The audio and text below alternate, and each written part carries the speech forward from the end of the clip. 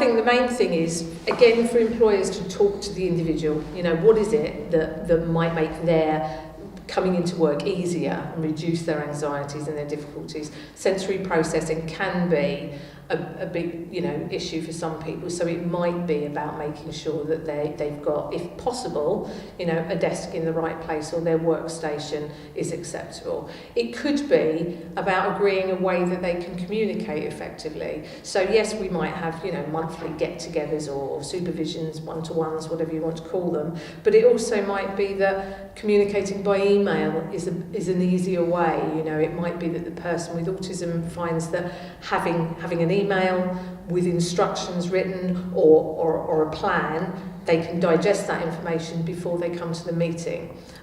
It could be things like checking understanding. So if they're given a set of instructions, don't give somebody 20 instructions at once to follow through, but also check understanding. So rather than do you understand, it might just be something along the lines of, just tell me how you're going to complete that task, tell me what you're going to do next, how do you think we're going to get to that situation. So finding out what the person's thought process is to make sure that you're both going along the same lines.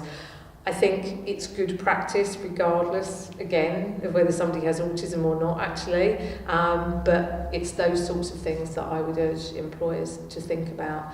And also think about the social side of work. Not everybody is a social butterfly. And the expectation on people to join in some of those after-work activities is quite high. There's quite a lot of pressure. And for somebody with autism, it might be that they want to, but they need to build up to it. But also it might be that they really find that type of situation very difficult and would be extremely anxious and would rather not. And we shouldn't make assumptions about, the boring person in the corner that never comes out, so therefore we won't engage with them or talk to them, because that's not fair either. It doesn't mean that they don't want to, but it might be that it's just too difficult. But they're still part of the team.